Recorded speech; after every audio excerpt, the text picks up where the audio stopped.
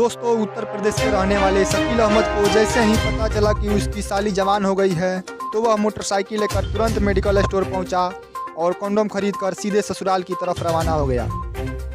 आज दामाद जी बहुत दिनों बाद ससुराल आए थे। ससुराल वाले बहुत खुश थे, लेकिन दामाद जी तो यहाँ अपनी साली का गेम बजाने आए थे।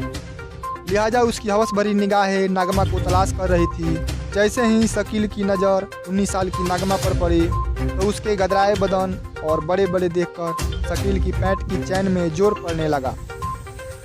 भला हो चैन बनाने वाले उस कंपनी का जिसने इतनी मजबूत चैन बनाई थी, नहीं तो सारा सामान बाहर निकल जाता। साली को देखकर शकील बेकाबू हो गया। उसने तुरंत नागमा को अपनी बाहों में जकड़ लिया और सहलाने लगा। जीजा की ऐसी हरकत देखकर नागमा चौंक गई। वह बोली, जीजू ये क्या कर रहे हो, पागल हो गए हो क्या? यह कहते हुए नागमा उठकर चली गई। शकील ने कंडम खरीदते वक्त यह सोचा था कि ससुराल जाऊंगा, साली का गेम बजाकर वापस आ जाऊंगा, लेकिन साली तो सालाने भी नहीं दे रही थी, देना तो दूर की बात थी। लेकिन शकील बहुत जिद्दी था। उसने फैसला कर लिया कि वह जब तक साली का गेम नहीं बजाएगा तब तक वापस नहीं आएगा। उधर पहली बार किसी मर्द का स्पर्श पाकर नागमा की जवानी उफान मारने लगी थी।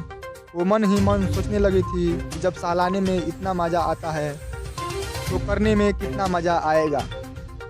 रात को खाना खाकर जब सब सो गए, लेकिन शकील की आंख से नींद कोसों दूर था। सब लोग के सोने के बाद शकील चुपके से उठ के साली के पास जाकर सो गया। वह नागमा से रिक्वेस्ट करते हुए कहा कि मुझे थोड़ी देर ऊपर ऊपर से मज़ा लेने दो, तुम्हारी कसम आके कह रहा हूँ, अंदर नहीं करूँगा।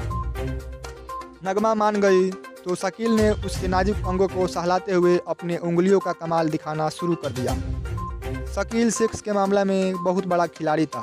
वह 1 मिनट के अंदर नगमा को गर्म कर दिया। फिर नगमा अपना नाड़ा खोलते हुए कहा, जीजू जल्दी से कर लो, नहीं तो कोई आ जाएगा।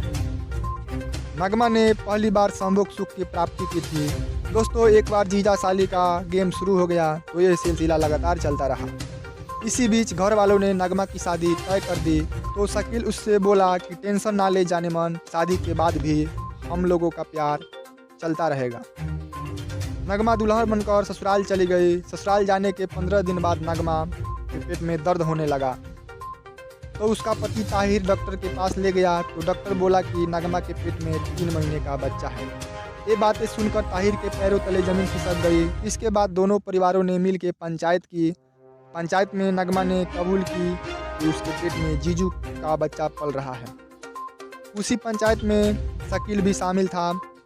वह बोला कि ठीक है, मैं नगमा से शादी कर लूँगा, उसे अभी से अपने साथ रख लूँगा।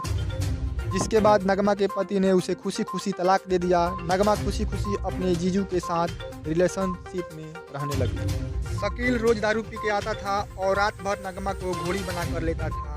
3-4 महीने तक सब ठीक ठाक चला। एक दिन नगमा शकील से बोली, अब मेरा 7वां महीना चल रहा है, तुम सेक्स करना बंद कर दो, यदि करना ही है तो आराम से घुटने टेक टेक किया करो। तो शकील नाराज हो गया और इन दोनों के बीच मनमुटाव चलने लगा। कुछ दिनों बाद अचानक खबर आई कि नगमा पंखे से लटक कर अपनी जान दे दी है।